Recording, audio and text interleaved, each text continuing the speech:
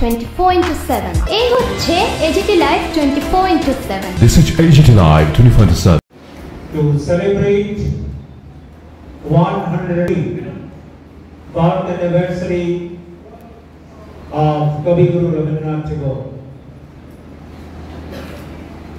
Though this is an English medium school, it will be our proud privilege to organize the entire program in Bengali because this is our mother tongue and Rabindranath Tagore was a Bengali first.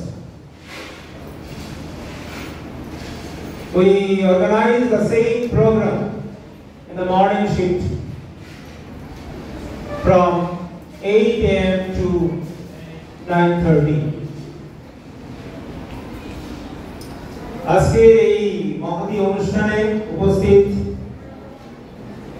বিদ্যালয়ের অধ্যক্ষ মহোদয়,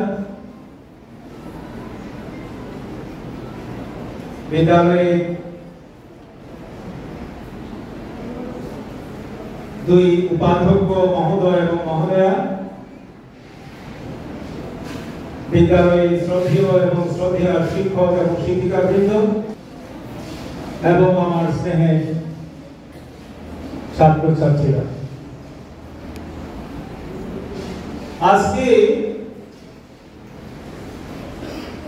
রবীন্দ্র জয়ন্তীর যে অনুষ্ঠান, সেই অনুষ্ঠান শুধু আমাদের রাজ্যে নয়, আমাদের রাষ্ট্রে নয়, পৃথিবীর বিভিন্ন দেশে অত্যন্ত শ্রদ্ধা এবং গুরুগম্ভীর পরিবেশে কবিগুরুকে স্মরণ করা হচ্ছে। কবিগুরু রবীন্দ্রনাথ ঠাকুর কি ছিলেন না সেটাই আমাদের অনুসন্ধান করে দেখতে হবে। তিনি সব সৃজনশীল কবি, সাহিত্যিক, প্রবন্ধকার, নাট্যকার, গীতিকার, সংগঠক, শিক্ষাবিদ, দার্শনিক, সমাজ সংস্কারক, বলে শেষ করা যাবে না। চিত্রশিল্পী, উনি কি ছিলেন না সেটাই আমাদের গবেষণা করে দেখতে হবে। রবীন্দ্রনাথ তার জীবদ্দশায় তার সীমাহীন সৃজনশীল যে সৃষ্টি আমাদের জন্য রেখে গেছেন, আমরা তার কতটুকু গ্রহণ করতে পেরেছি এবং আমাদের আদৌ কোনো চেষ্টা আছে কিনা রবীন্দ্রনাথকে জানার, রবীন্দ্রনাথকে বোঝার, সেটাই আজকের দিনে আমাদের আত্মোপলব্ধি করতে হবে।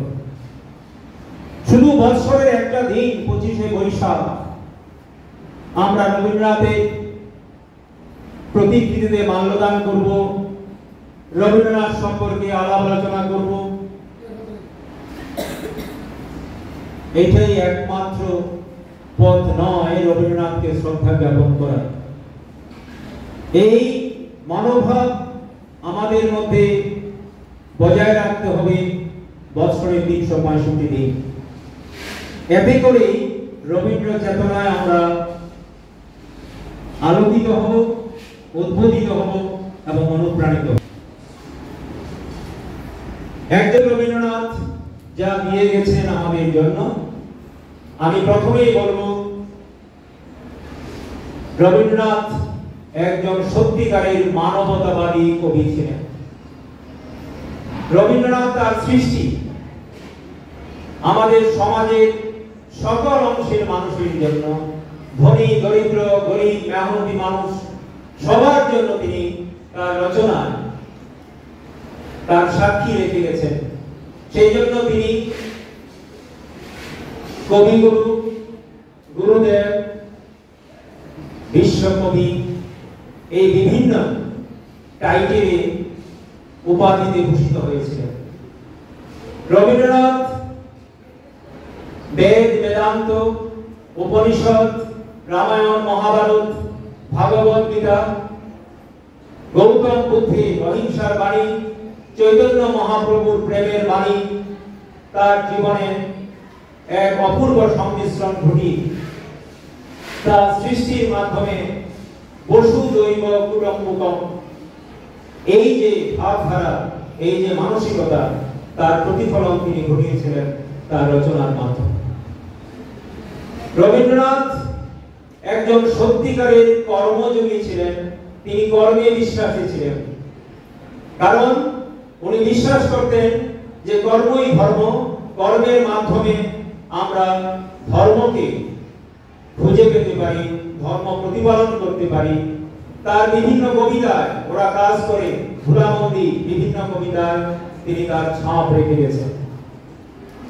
এবং রবীন্দ্র চরিত্রের মধ্যে আমরা দেখতে পাই ভাগবত গীতার কর্মযোগ, জ্ঞানযোগ এবং ভক্তি যুগের এক অপূর্ব সংমিশ্রণ। রবীন্দ্রনাথ একজন সত্যিকারের স্বদেশ প্রেমিক ছিলেন, দেশমাতৃকার জন্য তিনি বলিপ্রদত্ত ছিলেন।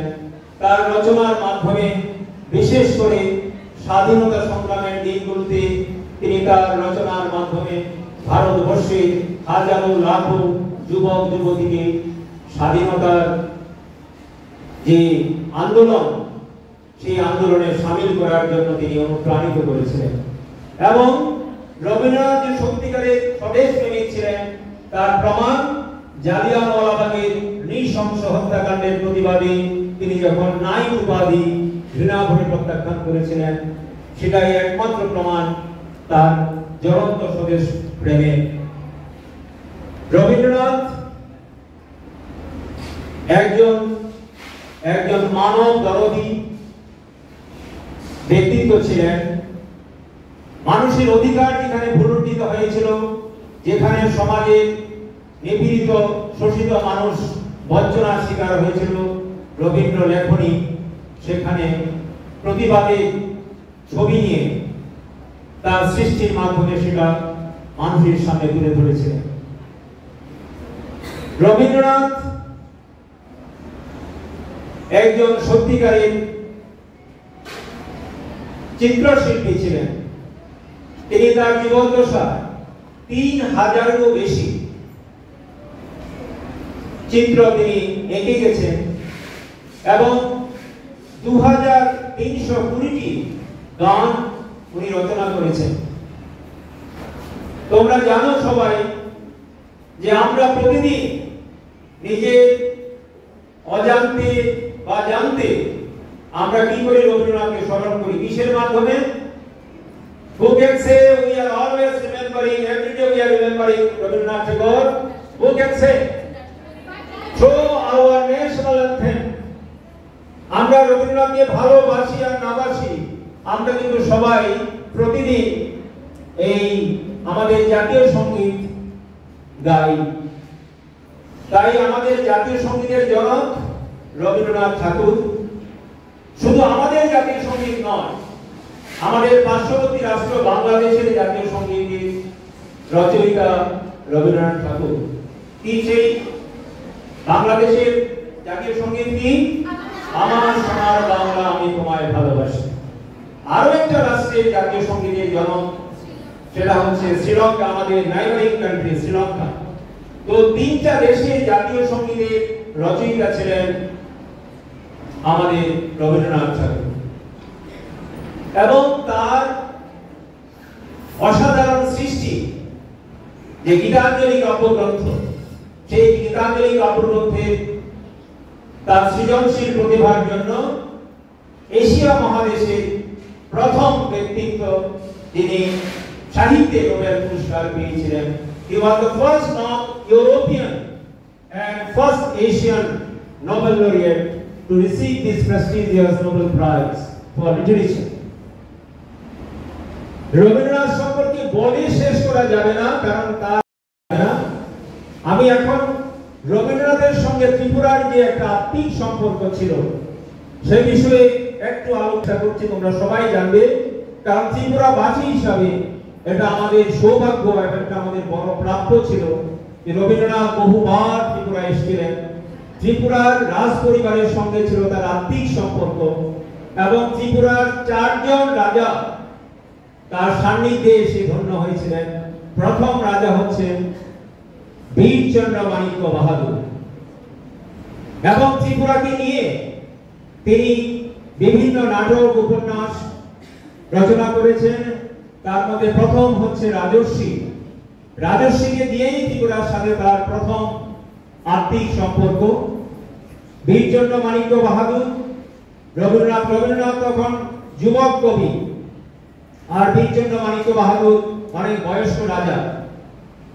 একজন যুবক কবি হিসাবে উনি প্রথম ত্রিপুরায় পদার্পণ করেন, এবং বীরচন্দ্র মাণিক্য বাহাদুরের পত্নী বিয়োগ ভানুমতি বিয়োগের পর যখন বীরচন্দ্র মাণিক্য বাহাদুর অত্যন্ত শোকাগ্রস্ত হয়েছিলেন, তখন রবীন্দ্রনাথ এক অপূর্ব সৃষ্টি তাকে উপহার দিয়েছিলেন, ভগ্ন হৃদয়, রিমেম্বারিং ভগ্ন হৃদয়। তারপর বীরচন্দ্র মাণিক্য বাহাদুরের পরে তার পুত্র রাধাকিশোর মাণিক্য বাহাদুর। রাধাকিশোর মাণিক্য বাহাদুর যুবক ছিলেন এবং তারা সমবয়সী, দুজন ছিলেন সমবয়সী, রাধাকিশোর মাণিক্য বাহাদুর এবং রবীন্দ্রনাথ ঠাকুর।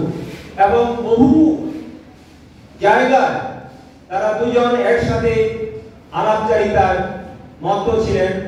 রাধাকিশোর মাণিক্য বাহাদুরের পরে তার পুত্র বীরেন্দ্র কিশোর মাণিক্য বাহাদুর তৃতীয় রাজা, যারা রবীন্দ্রনাথের সান্নিধ্যে এসে ধন্য হয়েছিলেন।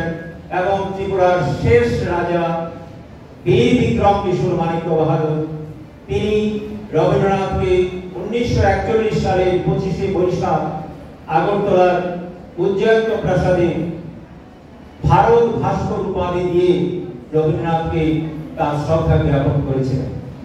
কাজে রবীন্দ্রনাথের সঙ্গে ত্রিপুরার যে আত্মিক সম্পর্ক, এটা আমাদের প্রত্যেককে জানতে হবে, এবং রবীন্দ্রনাথের প্রতি আমাদের শ্রদ্ধা, ভালোবাসা এবং প্রেম আরো বেশি করে আমাদেরকে চর্চা করতে হবে, এবং রবীন্দ্রসঙ্গীত আরো বেশি করে শুনতে হবে, রবীন্দ্র নৃত্য, রবীন্দ্র নাটক আমাদের মঞ্চস্থ করতে হবে। এই দায়িত্ব নিতে হবে এই বিদ্যালয়ের যারা শিক্ষক শিক্ষিকা, বিশেষত যারা কালচারাল কমিটি সদস্য এবং সদস্যরা রয়েছেন, সবাইকে আরো বেশি করে উদ্যোগী হতে হবে, যাতে করে আমাদের ছাত্র ছাত্রীরা রবীন্দ্রনাথের আদর্শে উদ্বুদ্ধ হয়ে, অনুপ্রাণিত হয়ে তারা তাদের জীবনশৈলীকে রবীন্দ্র অনুরাগী করতে পারে, এবং একজন সত্যিকারের মানুষ হিসাবে আমাদের স্কুল, রাজ্য এবং দেশের মুখ উজ্জ্বল করে ত্রিপুরাকে আরো গৌরবান্বিত করতে পারে। এই কথা বলে আবারও আমার আন্তরিক শ্রদ্ধা ও কৃতজ্ঞতা বিশ্বকবি রবীন্দ্রনাথ ঠাকুরের পাদপদ্মে আমি আমার বক্তব্য